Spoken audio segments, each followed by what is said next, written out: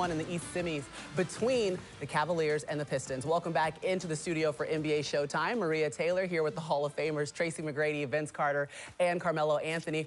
And let's just start with what we saw from James Harden down the stretch. There was a point when he went on his own 7-0 run for the Cavaliers, and it seemed like he had a lot of turnover troubles coming into this game, struggling to find his spots, only shot it 2 times in the second half of the game before, but that's not a problem down the stretch here tonight. Not at all. I thought James was remarkable down the stretch of this game, and he did what we talked about. That's not really settling for his ISO ball, just getting to it, making one move, getting downhill, making things happen. So when he plays like this, it puts a lot of pressure on the defense because he's really strong and getting to the spot right there, getting to the spot and pulling up for the mid-range, which we haven't seen James do in quite some time, but he's utilizing that shot now with the Cavs because he's older now and he's finding a way to get baskets late in the game. That's efficient baskets that help them win this. 3 made field goals in the final 89 seconds of this one, and 3 made field goals in game 2, all of game 2. So it seemed like a completely different,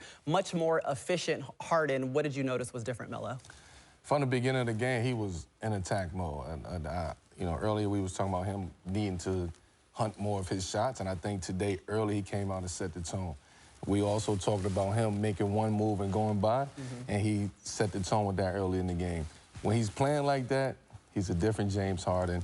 When he dances, it makes everybody else stagnant. But today he took advantage of all the isolations that they was giving him in other games that he didn't take advantage of. He took advantage of that today. He took advantage of the one-on-one matchups with against Tobias. The other day, he was dancing a little bit too much. Today, 1 move, 2 moves, right, get there. So now you build that up, and when you get Duncan Robinson on you in that matchup at the top of the key, you could dance with the ball a little bit more because now you're feeling comfortable and confident about dancing with the ball. So I love to see James playing this way, and I think this was big for Cleveland as a team to see James having a game like he had today. The Stars player took the onus to come out and play aggressively. They made 21 made shots, so they were not going to let their team lose today. And I think when you're in situations like this is what you bring. You know, that's what you bring James Harden in for. That's why you have stars, and you want stars like that. Okay, guys, we're back at home. Let me set the tone. And they did that. They did just that. I mean, they didn't turn the ball over, like you said. I mean, six turnovers, three apiece. I mean, that's important. And their defense. There you stepped up. Yeah. Sure. Their defense stepped up tonight. You know, we said, okay, Evan Mobley, where are you? What are you going to be? Well, he did a great job on the backboard, and I think for them to continue to win, the stars are going to have to be stars, but Evan Mobley, like you said, is still going to have to play like this, if not better. One thing that we can all point to as we're sitting back watching the game, and I was like taking notes through it, but we were tied at 104. Then there was 2 turnovers by Cade Cunningham, an offensive foul. That flipped the game. Then it went to 106, 104. Pistons never, or Cavaliers never looked back. Yeah, we do a lot of talking and building Cade up because, rightfully so, he's amazing. Like that. But he's been a little too careless for me with the basketball, and I'm sure that is due to mental fatigue, having to do so much. And there's a couple of these players, like, real ill-advised and uncalled for. No pressure. It's really on him, and that's something that he could clean up. And I'm sure as the superstar he is, he's going to clean those because you got yourself back in control of this game, but, you know, you give up a couple of turnovers, then you got to charge, and then, you know, Cleveland capitalize on your mistakes. One of the common denominators to me, it seems like, is the star player or players that are turning the ball over makes the difference in the game. I mean, that's all we talked about with Cleveland for the first 2 games of turnovers. Obviously, James Harden being the one we talk about. But here, 8 turnovers by Cade. And you know that is the difference in the game. So I mean, like you said, I think their stars are trying to make plays, but being careless. I'd rather see Cade take a jump shot. At least you get a shot up to give your big guys a chance, opportunity to rebound and get your extra possessions. Yeah, but some of those turnovers are just, you just too lackadaisical with the ball. You're too casual with the ball. You're too casual with your left-hand passes. The out-of-bounds play, you're too casual with that. Like two out of bounds, under out of bounds, and the last two, sideline. So you know, I think with Cade, you have to put more emphasis on just being locked in those moments, right? When you coming off that pick and roll, if you ain't got nothing, create something, right? You can't just be casually hitting the roll, man. Nah, you turning the ball over too much. And there's nothing that Cleveland is doing. There's nothing that no other team is doing. You're just coming off of that too casual. So if he tweaked that, then Detroit would be out. Yeah, Cade right now leading all postseason players with 58 turnovers. And so, that's clear, and that could be the difference. That's a lot of tweaking. That's a lot of tweaking.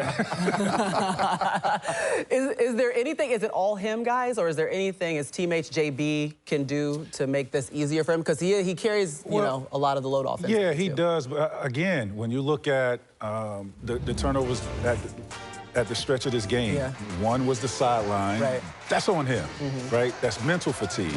And then early in the game, when he was taking it out underneath and it hit the top of the backboard, that's on him, right? That's the casual, you know, is what Melo was talking about, the lackadaisical of what he was talking about. Like, those are mistakes that he could clean up.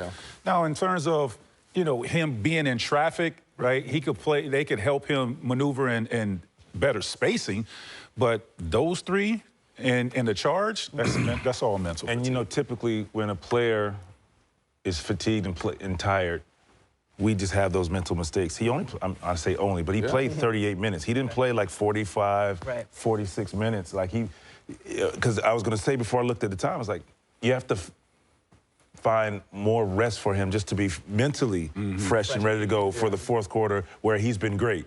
And he played 38 minutes, so I think it's just for him locking in because if they want to go deep into the playoffs, that category, turnovers, is going to be clean up. I think he gets tired too, man. 10 for 27 and almost a quadruple double with turnovers is like, you're doing everything out there. You're trying to score, you're trying to pass, you're just doing everything. So I do believe that he's going to correct that, but 50-something turnovers in the post that's a lot of turnovers for a caliber of player like Cade. That he is, and the way he's been playing. By the way, your career highs in a playoff game, 7 turnovers for each of y'all, 9 for Melo. Word? We're going to think about that and go to the podium right now in Cleveland. Asar Thompson is talking to the media. I already know. Really? They had 27 points off turnovers. What were you kind of seeing that allowed them to get that rhythm and force you guys into that many turnovers? We just got to, you know, be better outlets for Cade and DJ and the ball handlers and, you know, not let them get pressured as much. What were some of the offensive issues in the first half? Obviously, threes didn't fall, but it just seems like things kind of slowed to a halt after a pretty good start.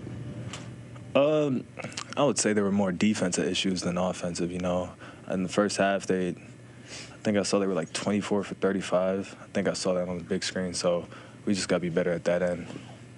Along the same line, what kind of went into the rally that we saw you guys go into in the third quarter? Just the way we play, never giving up, always each other, and you know, being in those positions before, and just being confident.